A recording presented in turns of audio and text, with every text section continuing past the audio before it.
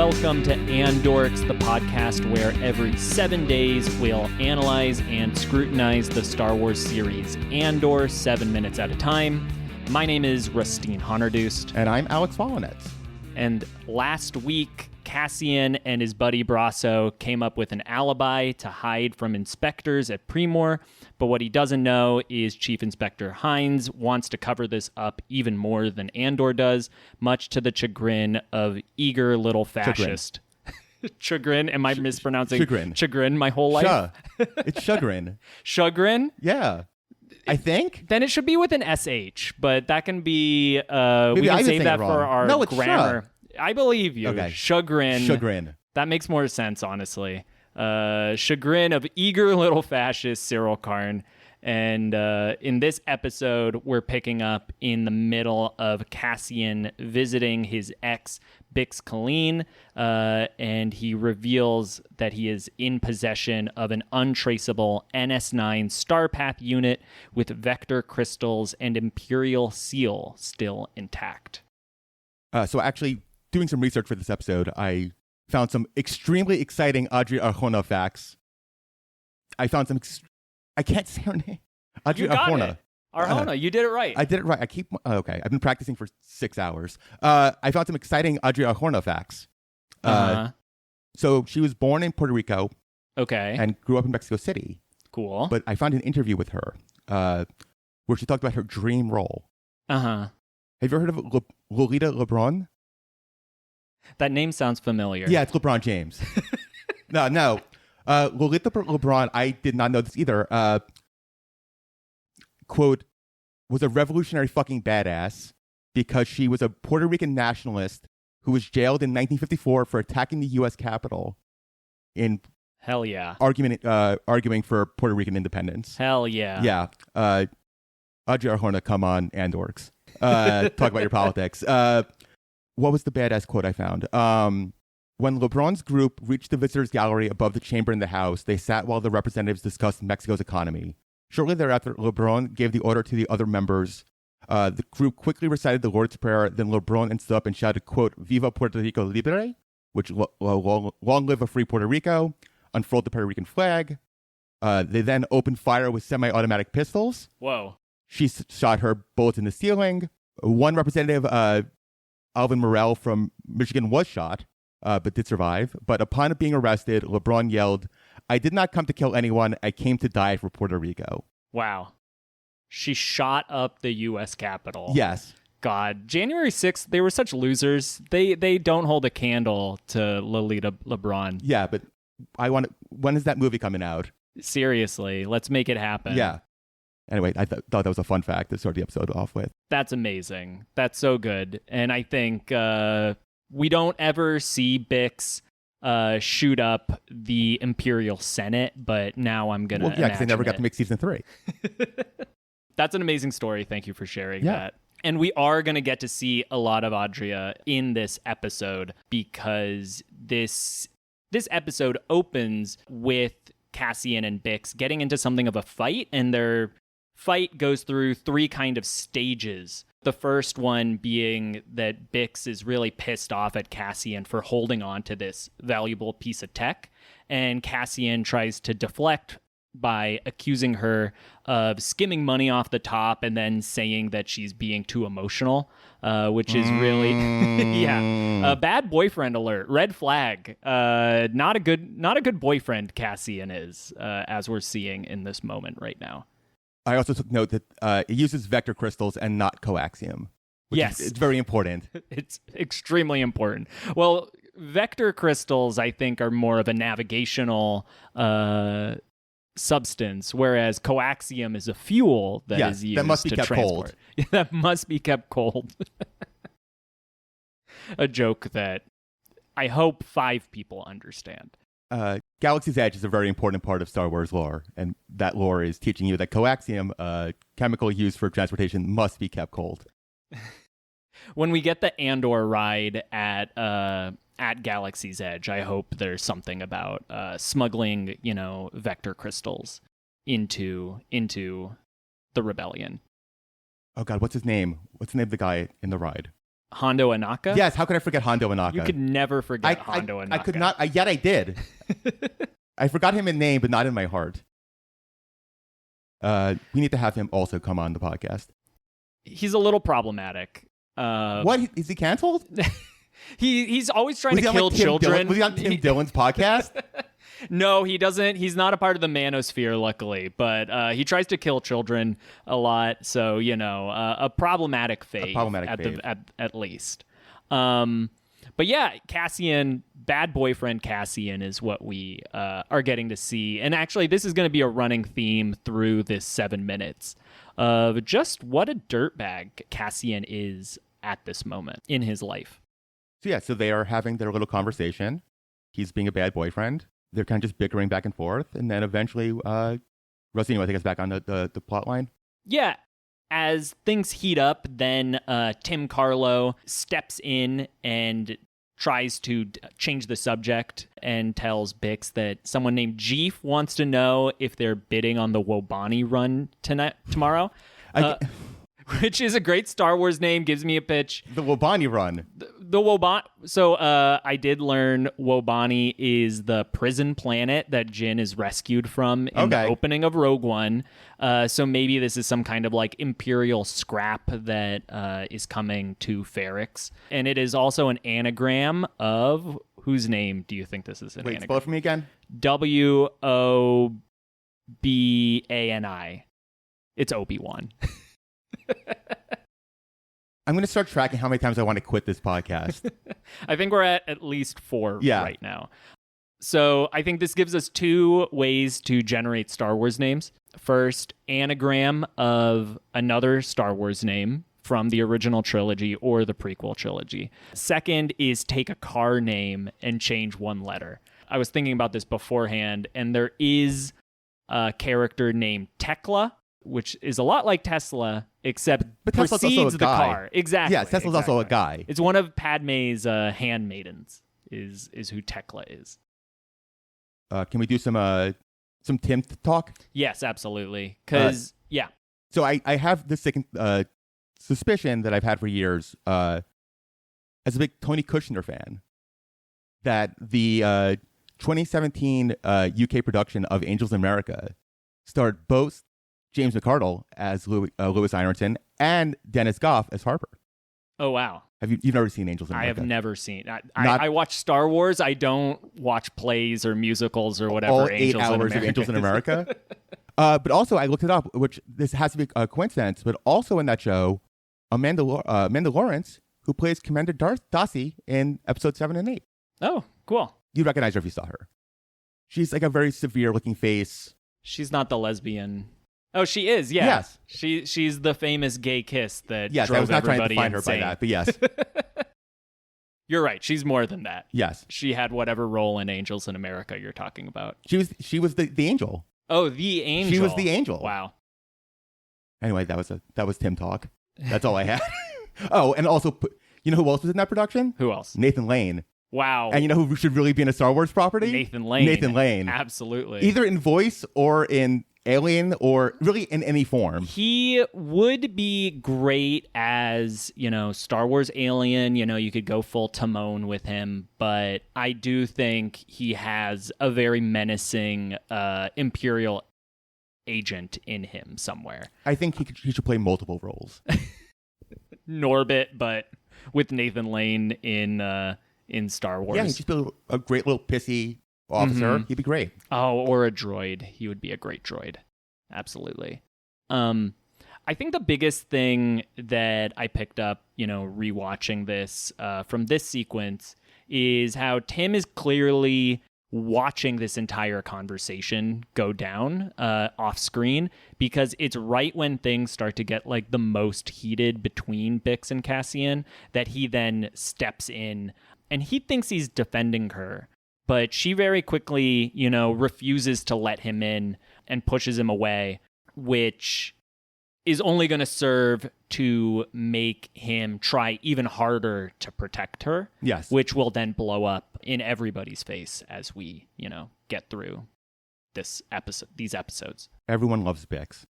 Everybody does love Bix, because then, The second phase of this conversation is that Cassian is kind of needling her about sleeping with an employee, which is, again, another red flag asshole move. Like, Cassian is out there fucking around all over the place, but if Bix has, a boy toy, then that's something he can, like, poke fun at her about. And Bix does say he'd do anything for me, and we will, like I said earlier, get to see exactly, how far he'll go to protect her. Cassian Andor is not woke. Not yet. Not yet. The Not show, yet. It's about becoming woke. Exactly. He's dropping the R word. He's getting into all kinds of trouble. He's spending too much time on 4chan. Yeah, he has a trip code on /B. I don't know what that means. Yeah, thank God that you don't know what that means.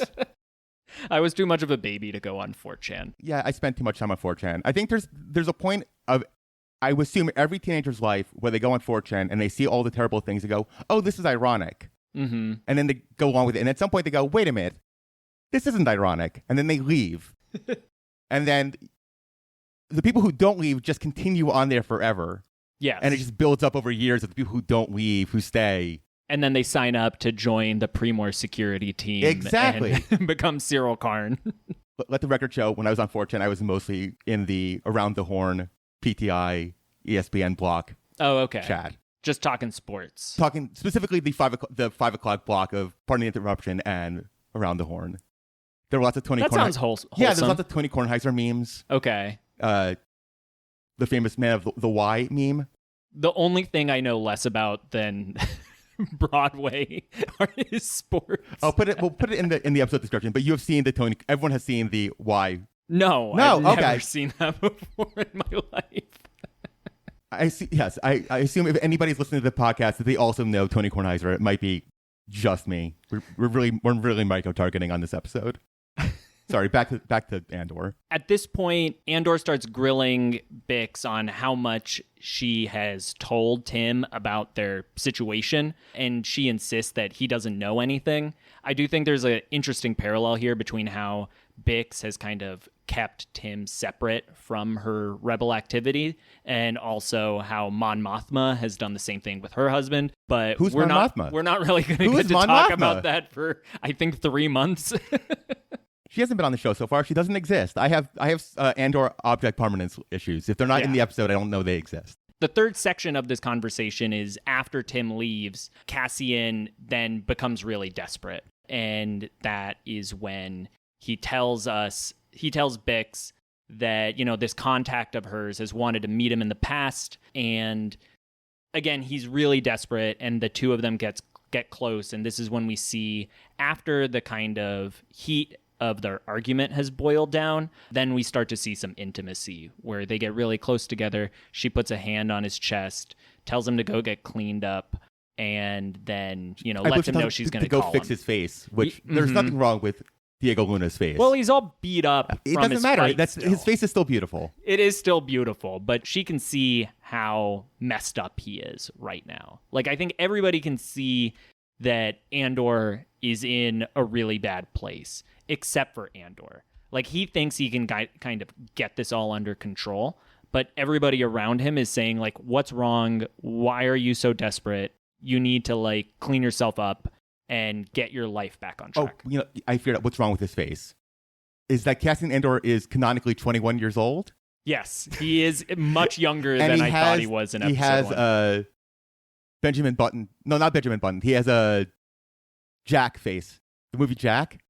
He's aging at a rapid speed and looks like a 42-year-old. He does. As much as I wish the show, could have had more than 2 seasons, I do agree. Like, if they had tried to do the full 5-season run, Diego Luna would still maybe even look more handsome than he does now, but he would not look like he does in Rogue One, which would make all of the... My friend Cassian, why do you look like a 40-year-old man? Something's gone terribly wrong. How do you do, fellow kids?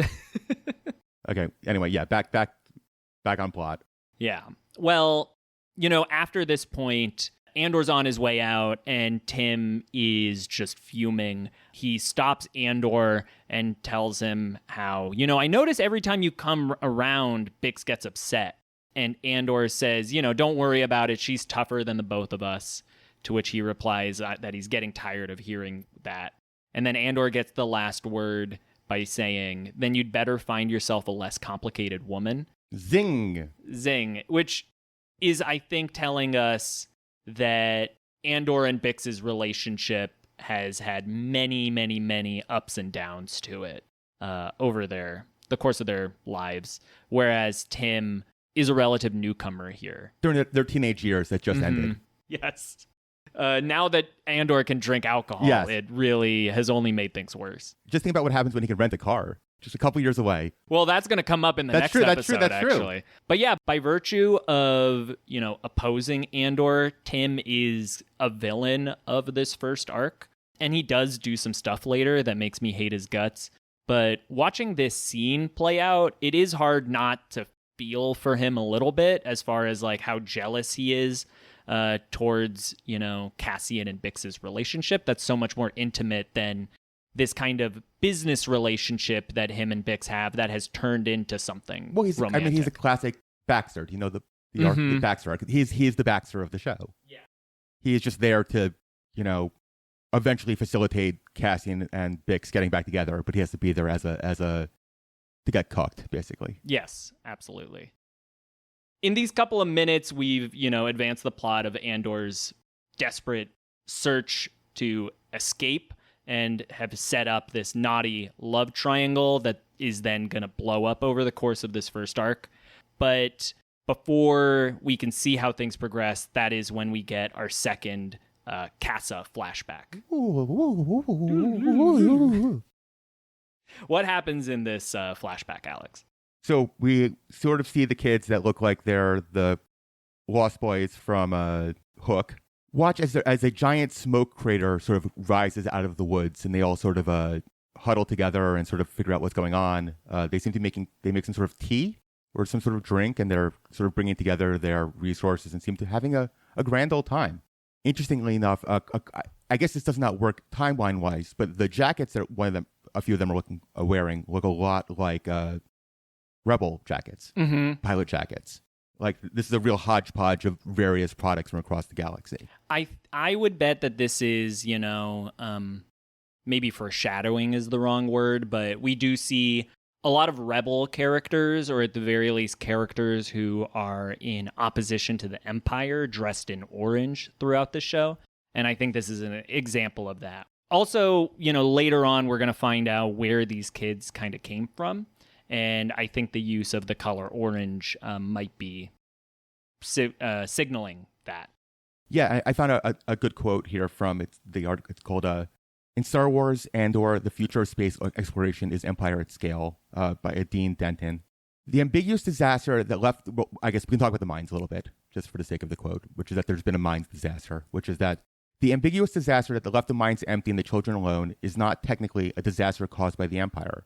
It occurred during the waning years of the Galactic Republic. Mm-hmm. As with the Roman Republic's transition into the Roman Empire, imperialism does not begin when something finally names itself an empire. And I think we're going to see the show's a lot about empire and colonialism and resource extraction. That'll come up again and again in both seasons. I think it's very important that this weird timeline here is still in the Republic era. And the Republic is showing the same issues of repression and exploitation that is traditionally, through the original movies viewed as, this is a product of the Empire. Everything's bad because the Empire is bad. Mm-hmm. I think this sort of reminds us that the Empire was replacing another failed system that was not working for the majority of people across the galaxy. And the consequence of it is that there is now this island of lost children who are playing at being warriors.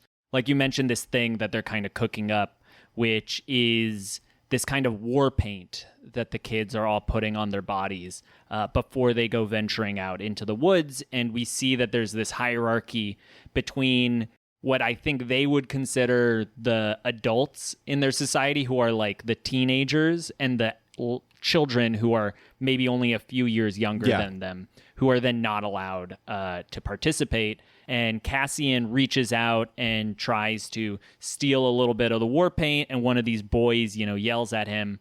And then there's this kind of leader, mentor figure who then stands up for Cassian, and she says in this unsubtitled alien language that Kassa can join them on the mission. And he even then goes and copies her face paint, I think symbolizing how he is, respecting this leader.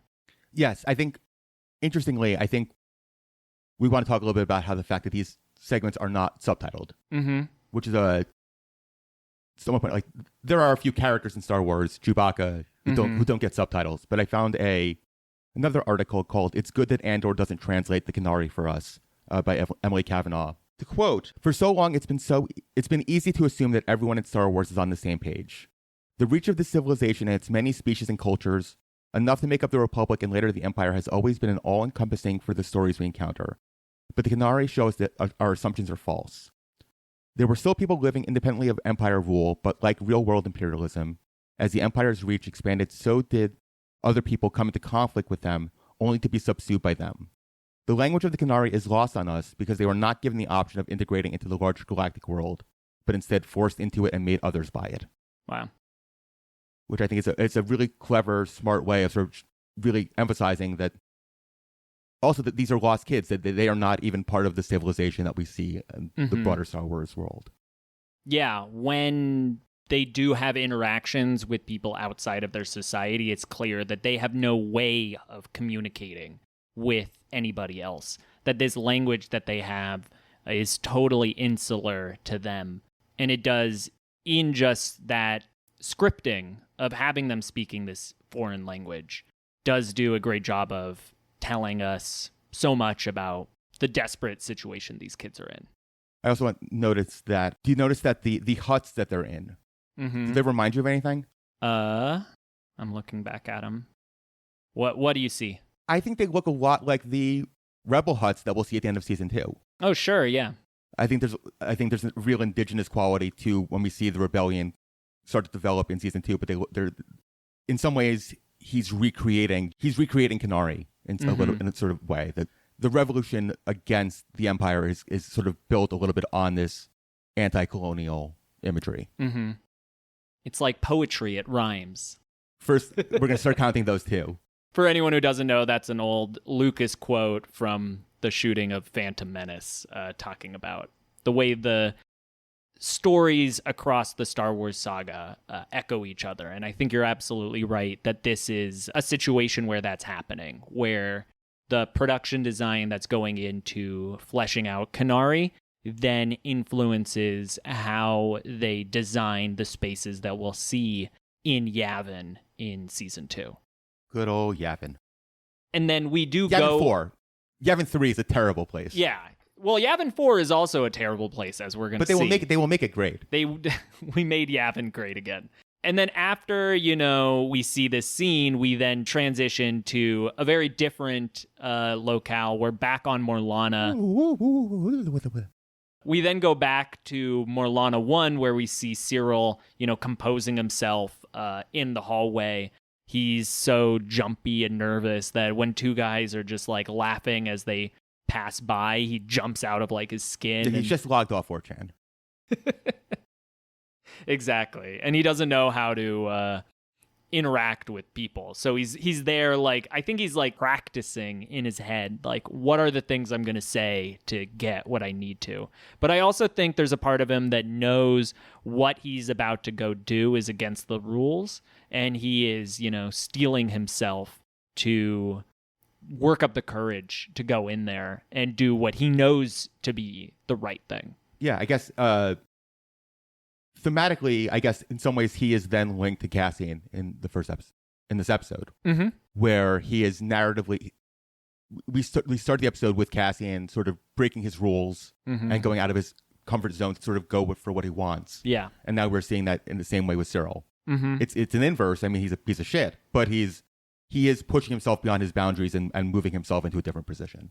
Yeah, exactly. Cassian is somebody who, at this point, we are seeing only operating out of selfish needs. He's taking care of himself first and foremost and doing whatever he has to get what he wants, whereas Cyril is similarly willing to go, above and beyond to get what he wants, but what he is acting out of what he thinks is altruistic patriotism. So according to, a kind of black and white view of morality, Cyril is much closer to being a good guy right now than Andor I was going to say is. the same thing. Yeah. Because he goes into this room and he sits down with this kind of like air traffic controller guy as they pour over every inch of last night's flight records. And he's just like bearing over this guy's shoulder, going like, next slide, next slide. It's also so funny because it's the classic, like, all of the technology from 1970 Star Wars. Yeah. 1970 Star Wars has to stick around. Mm-hmm. So it's just like, this is the most awful UI to understand what is going on here. It's just like a constellation map with lines. It's just... You have no idea what he's like.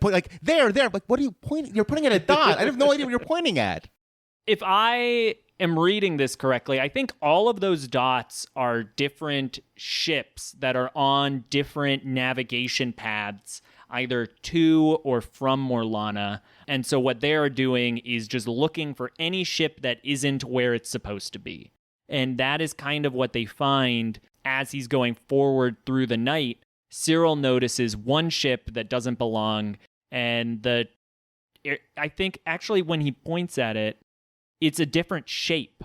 All the other ships are little triangles, but then he points to this square that is along one of the flight lines, and the guy says, I don't know, it must be some like just old piece of junk that didn't get registered properly. And that was Cassian's vehicle at the beginning of the episode. Yes. Okay. That's my read on this. And the guy doesn't think it's much of a problem, which disgusts Cyril. And he says, I don't know what's more disturbing, the fact our borders are unprotected or your complacence about it. Which is, again, like, he has such a rigid set of orders that anybody who does not take everything as seriously as he does is a problem. J.D. Vance ass motherfucker. And then, Cyril tells him, go through all of the flight records from tonight and figure out where this ship came from and where it's going. And the poor guy is like, that's going to take all night. I don't want to do that. Look at all these fucking shapes. I don't know what this means. I don't know what I'm doing here. I'm looking at a fucking light bright. You think I'm going to figure out how to do this? And then that's what prompts Cyril to say, if it's too much for you, let me know. I'm sure somebody wants the chair, which I think is him trying to play the corporate game. Yeah, this is the only people he has authority over. He just got dunked on by his boss for not doing his job. Now he's going to dunk on everybody else who he can. Yeah, and I think it's also fitting that this is in like a really dark room where there's only like two other people in here, because when there's no oversight over him, he is putting the screws on people to try to, make this lumbering bureaucracy work the way that he wants it to. And over the course of this arc, he starts getting more out into the spotlight, but it often blows up in his face. Yeah, I think he's a little fascist who gets to live out his fantasies when he has a few people who are under his command. Mm-hmm. Like you said, he'll keep sort of dipping his toe in the water of how much can I do this, and to varying effects. And as we saw like at the beginning of the sequence, he is afraid and nervous and has to psych himself up in order to do this. But then I think as he starts pushing further, he's so disgusted by how lazy everyone in Primor is that just fuels him to push even harder. Yeah, I agree. So we're almost wrapping up, right? We have one last kind of major sequence in this episode, which I think you're going to be very excited about. Yes. Where Cassian walks through the streets of Ferrix, and he is stopped by his old pal Nurchi, who says that he wants his money back. Cassian says that the money is, quote, in play, and he's just waiting to hear they're on site, which is clearly bullshit, because we have not seen him do anything involving any kind of job right now. And we've also only seen him say, I'm trying to get money to run away. So he's clearly planning to fuck Nurchi over while telling him to his face that I'll get you your money back, I promise. Yeah, if the Primor police chief was season 1 of The Wire, this is season 2 of The Wire. Street level fuck ups trying to get their money. This is like a Bodhi or something. But yeah, then we meet a very special friend. Yes, tell us about friend. him. Baby. I think this is our first real alien certified that freak. talk? Yeah. His name's Vetch. Vetch, he is my friend. His name is Vetch. He is played by Ian Stewart White, who's Welsh. He was also the last engineer in Prometheus. Oh, okay. So this is big guy. Big guy, yeah. Yeah. Tall guy. Skinny guy, tall guy. But I thought that was a fun little fact. But no, Vetch he's just a big oaf. That's all he is. He's a muscle who has no idea what he's doing. It's very funny. His species is called an Uridel. They're these like amphibian looking guys, and he's just really tall. He's just like a big guy who clearly has, a relationship with Andor. Nurchi says, he's not going to be one of those losers who lets you float until they forget how much you owe them. And I think this is all helping to show us just how much of a scumbag Cassian is. But then he's also so charming that he's able to turn the tables by like pushing Vetch to be like, hey, we're buddies, he just told me, I don't want, Vetch basically says like, I don't want to fight you. He just told me I had to stand here. it's the classic Star Wars thing where we're going to bring in a very cliche of like, we got the small guy who's asking for the money and he brings in the muscle. And usually it's just a big muscly guy. But with Star Wars, it's just to be an alien. Yeah. It gives you that juice of, this is not the most original scene ever written to paper of somebody getting accosted by someone who owes money and then them bringing the muscle to try and intimidate them. But now we get Vetch. Yes. We have Vetch, which makes all of the difference. Exactly. He has this really like slow demeanor. He said, all I needed was to stand here. Because when I was watching this the first time, I was like, oh, is there about to be a fight scene? But Vetch would never. Vetch would never. But Andor, we've only seen him, really kill people when he has his back against the wall. So I think this is showing us more of Andor in his natural element. But we're also, I think, seeing... in his natural Sleazebagano era. Yeah, his Sleazebagano era. Because, across these 7 minutes, we've seen Andor, he's pulling schemes and manipulating everybody who's close to him, whether it's someone like Nurchi, who he doesn't really feel that closely towards, or even Bix, who he does feel a lot towards. But he still has this kind of inherent charisma that makes people believe in him. And, all throughout Star Wars, we have these scruffy nerf herders like Han Solo who are only looking out for themselves. But I think the thing that makes Andor stand out is just how desperate he is. Yeah. And how much more willing he is to use his charisma, not just on his enemies, but also on people close to him. And we're seeing that all just in the 7 minutes across these two like big interactions that he's had with people. Yeah, I guess to maybe rehash something that we discussed on the first episode of this podcast is why start the show here? I think we've gone back and forth of whether is the big inciting incident him going to try and find his sister for the first time, or has he been doing that for a while? I think later on we're going to hear reference to him having done this before. Yeah. So but I think this is the furthest he's ever really ventured out into the world asking for his sister. Yeah, I guess from a screenwriting perspective, why is this episode 1 as opposed to the first time he went out or the second time he went out? I think like the show is showing us the status quo of what he's usually like, but there is this sort of a little bit of a gristle that something is different this time, and that the show is trying to show us that. And I think that is the question: is how much of this is what he's usually back and forth of grifting and shim-shamming and various other 1920s words, flim-flam. That was the word I was thinking of. Or is there something here that there's an added extra manicness to it? Mm-hmm. I think that's. I don't know. I have the answer to that question, but you start to project things on it too, because like this is the first episode of television, so there has to be some sort of inciting incident. I think the inciting incident of this show is his killing of the two corpos. That's the Rubicon that he crosses. Yeah, exactly. Where he has made this decision to go venture out into the world, and that is the choice that he makes that is also, kind of made for him a little bit.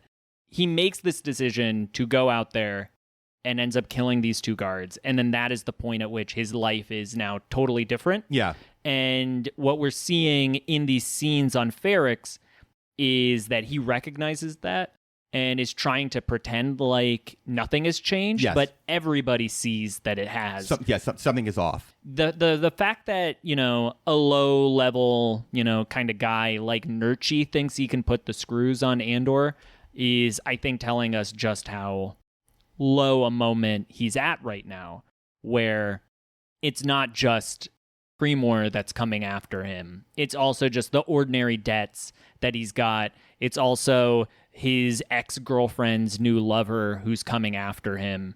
It's also going to be the other folks that he's borrowed from in order to get by. I mean, even Brasso, his best friend, is telling him, like, you can't keep doing this. You're at the end of your rope. I don't even know what you've done. Yeah. But even Brasso can tell that he's got no more, leeway anywhere. I mean, if you're scared by a guy named Nurchi.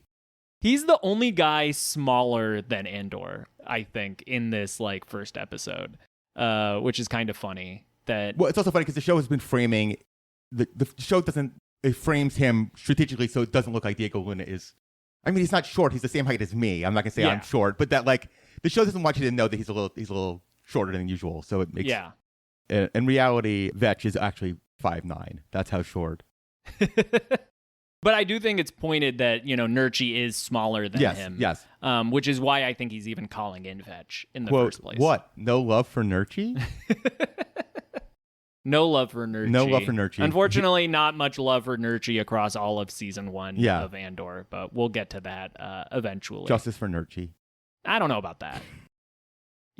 Honestly, I think the thing you don't want the $300 million Nurchi spinoff. The Andor to Star Wars will be the Nurchi. We could get there. We'll get there eventually. The reason I say that is because, like I said earlier, he says, I'm not going to be one of those losers who lets you float. This is clearly everybody has lent money to Andor at some point or another for some kind of scheme. And whether or not it's ever worked out for anybody is up for debate. So he gave Andor money kind of knowing that Andor is this bullshit artist. I mean, this is sort of the Uncut Gems, covering up one mistake with another. Mm-hmm. If he could give Nurchi a knockoff watch that he had to cover his debts, he'd do that. Yeah, it is kind of funny that he doesn't reach into his pocket and just be like, what do I have here? But I think he knows that his words are more valuable than anything else. He's a bullshit artist. He is a great bullshit artist. I think we can then head to the final kind of seconds of this episode, which is Bix leaving Timm at the garage, saying that, she's going to run out for an errand, but Timm clearly doesn't look like he believes her. Yeah. We don't know what she's off to go do. We don't know how she's off to get a pack of cigarettes.